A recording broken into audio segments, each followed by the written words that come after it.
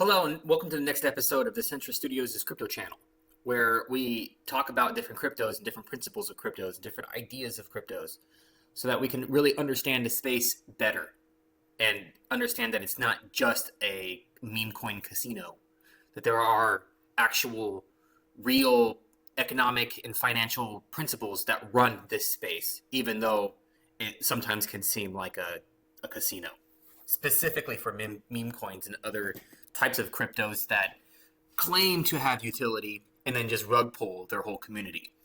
There are cryptos out there that do that, and there are cryptos that don't do that. And that's not what we're going to talk about today, though. Today, what we're going to talk about is a specific and very interesting kind of idea that I think that any person getting involved in crypto trading or crypto investing needs to be aware of. And that idea is known as the Bitcoin Diminishing Returns Theory. Now, we're going to talk about what that means here. And well, first, before we do that, we need to look at the Bitcoin chart and look at how different it looks when we use a different metric of measurement when it comes to measuring the price of Bitcoin. And in this chart, you will see that there seems to be giant swings to the upside, like in a casino, right? Which is why most people think it's gambling. Because what kind of financial asset that's a responsible financial asset has these giant swings to the upsides and these giant swings to the downsides? Well, it is unconventional. And the reason why you're having these giant swings to the upside and these giant swings to the downside is because we're measuring the price of Bitcoin by single unit integers. We're not measuring them by percentages. And because we're doing that, it makes it seem like it's a casino. But when you look at it from a different unit of measurement, the percentages in the log format, you will see that it looks much, much less like a casino, and it looks more like a strong financial investment. Now, this is just simply a different way of displaying the price action of Bitcoin, but this display is based on percentages of gains, not on actual individual units of integers, actual percentages. So that these swings in percentages is what's being shown here.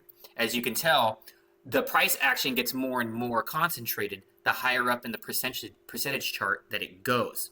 And so these tiny little swings to the downside are actually huge swings in price, $15,000 to $9,000 in this tiny little blip right here.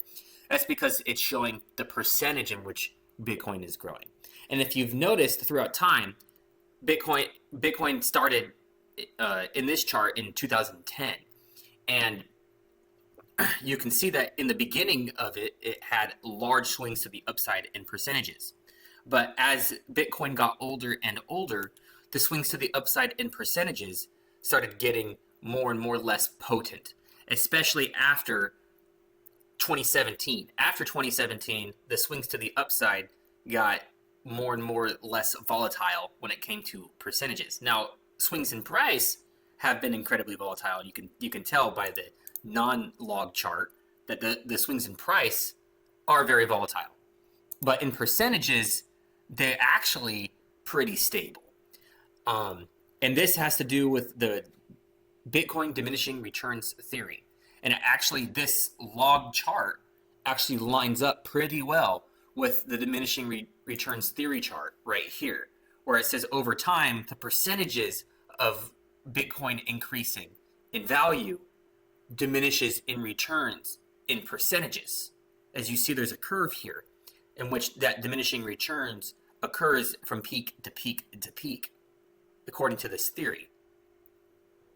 If you look at the actual chart, you'll see that it lines up generally pretty well with the shape of the diminishing returns theory. And so what does this entail? It does not mean that Bitcoin is going to become less and less valuable over time. As a matter of fact, it's still going to become more and more valuable over time. But the dramatic swings to the upside here in percentages are going to diminish more and more over time. However, if you see that the higher up on the chart it goes, the more dramatic the price action happens.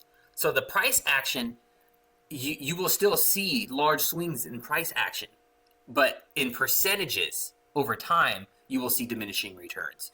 And this principle will probably be played out amongst the entirety of the market. And the thing is, though, is that Bitcoin has been around for so long that we actually have enough data to show that this theory holds some weight. It's not truth in all fact, it's just a theory, and it seems to hold up so far. However, what does that mean for the other cryptos? Well, the other cryptos are newer. Bitcoin's been around since at least 2010. For example, Cardano has only been around since 2017. And this is a log chart. To get off the log chart, this is just a single integer price chart. And then this is a percentage chart. The percentage chart does not hold up with the diminishing returns theory like so in here. We don't have a diminishing returns theory for Cardano, which is fine because Cardano is a newer coin. It's only been around for 2.5 cycles. This is its third cycle. So there hasn't been enough time for Cardano's price action to develop in the maturity of the asset for there to show and see if the Bitcoin diminishing returns theory also applies to Cardano. Same thing with XRP. XRP has been around since 2014, and there has been enough time. This is the reason why I have never invested in XRP, because XRP has barely made any advancements towards their roadmap. They're an incredibly centralized entity. They pick winners, and their price seems like it's completely controlled by a very small group of people. So I do not feel comfortable putting my money into a crypto that has an incredibly centralized unit that picks and chooses winners, especially when it's already up on the percentage charts at all time. Now, if you take it off of log, it's still up. It's not up at all time, but it's still up compared to the median. The median is somewhere around here at 82 cents or even 59 cents. It's currently worth $2.20. Why would I pick up an asset that used to be worth about 60 cents and then buy it at $2.20 in the middle of a bull market with a crypto asset that has an incredibly centralized entity? That doesn't make any sense to me. So that's why I never bought XRP, because they never really made much progress in their roadmap of development. And they were littered with lawsuits with the SEC. And then now it comes out that they're actually a very centralized entity. They're not decentralized like Cardano is. And their price is up, not down. So I just haven't found a good moment to buy XRP, because it just seems like the whole thing is a controlled scam for rich people and for the financial institutions, which defeats the purpose of having crypto altogether. Now, or defeats the purpose of decentralization. But XRP has a good utility. It's going to make the government financial transactions more efficient. So that doesn't mean that XRP doesn't have value. Does not mean that XRP is not a useful asset. It just means that it's not a decentralized asset, and it's not an asset that I feel comfortable putting my money into, because I don't know what these centralized entities are going to do with my money.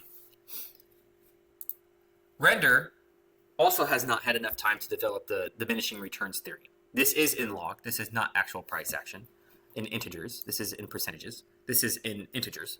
So this is the price action in integers. I am still accumulating personally. This is not financial advice. I don't ever give financial advice to anybody. I talk about my personal trade decisions, not financial decisions, but trade decisions, and financial decision, but not overall all of my financial decisions. But I don't give financial advice to other people. I just talk about certain assets that I like to buy and hold. Render is one of those assets.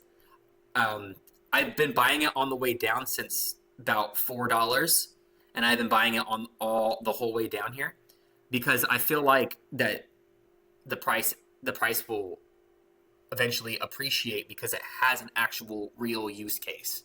It has a use case that I understand and that is valuable in the market, and independent studios will probably take advantage of this utility. They will take advantage of this token. And I don't think that Render is going to go up to $200 or $150 or some insane gain like that. But I do think it is a sound investment for myself. And I think that anything under $5 is a good pickup for this asset.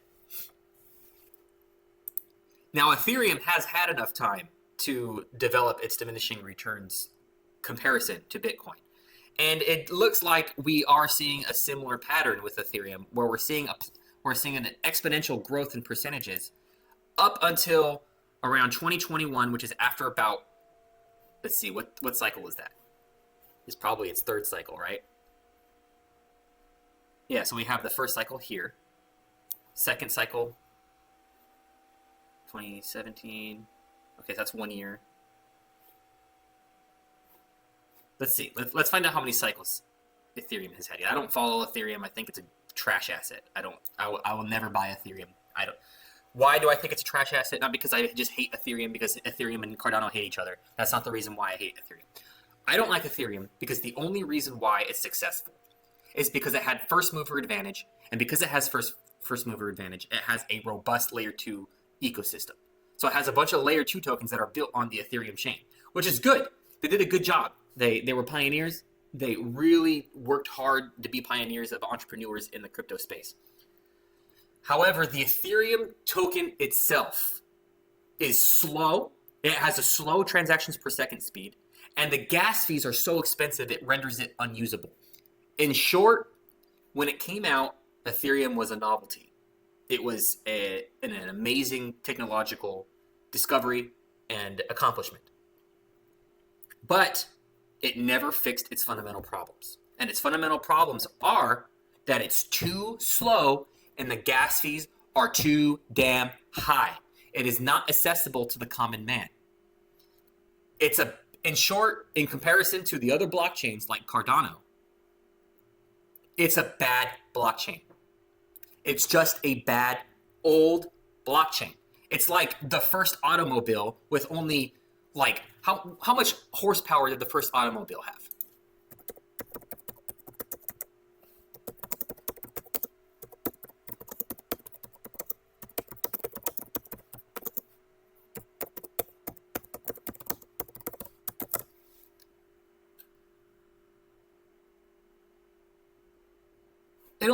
The first automobile only had 2/3 horsepower.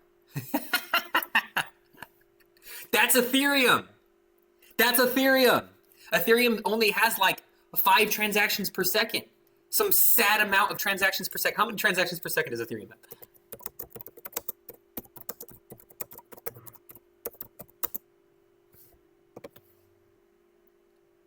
$15 to $30.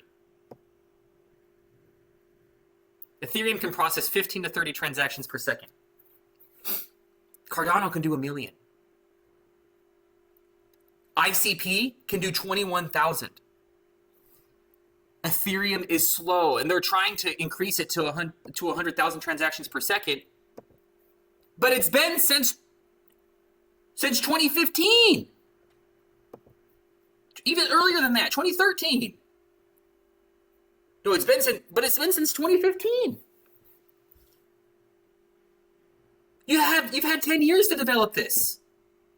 So they're claiming that they're going to have 100,000 transactions per second, but they've been around for a decade. Cardano's been around for at least a cycle less than Ethereum, and they have already accomplished the capability of doing 1 million transactions per second.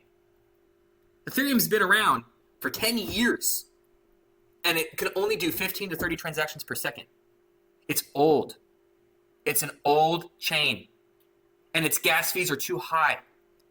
It's unusable. It's unaccessible. It's a trash blockchain. It sucks. It doesn't work. It doesn't work well. And it is also subject to the diminishing returns theory. It too is suffering from the diminishing returns pattern, as you can tell. Overarchingly, over time, the returns in percentages are decreasing. Ethereum is a no buy for me. It is a terrible long-term hold. It has terrible technology. It is subject to the diminishing returns theory right now. And it is currently losing a lot of gains. I wouldn't be surprised if Ethereum wasn't around by next cycle. I know a lot of other people would be surprised because it has a $225 billion market cap, but this is crypto. Things happen quickly. And I would not be surprised if Ethereum's not around next cycle. Just putting that out there. It's a bad blockchain. Now, Cardano and XRP, which I'm not buying XRP because of decentralized entities, but as far as their price action and their log behavior, their gains in percentages, has not yet been subject to the diminishing returns theory. There hasn't been enough time for that to develop yet. XRP, there has been, and that's concerning to me that they've been around since 2014, and they have hardly developed their chain. And the data that is here shows nothing. That's very concerning to me. But it does not show the same pattern as Bitcoin and Ethereum in percentages. So as far as the diminishing returns theory, they have not caught up to that idea yet. They have not, their price action has not manifested to that theory yet, which indicates to me that these are good long-term investments over time. Now, XRP is not a current buy for me personally because it's currently up. If I was going to buy XRP, I would wait until the bear market when it goes down somewhere between $1.50 to 70 cents. Then I would start picking up some XRP because it is going to play a role in the economy. But it will not be my main holding. Render, once again, picking up some render because I do believe it will play a role in the economy. But Ethereum, I'm not touching that with a 10-foot pole.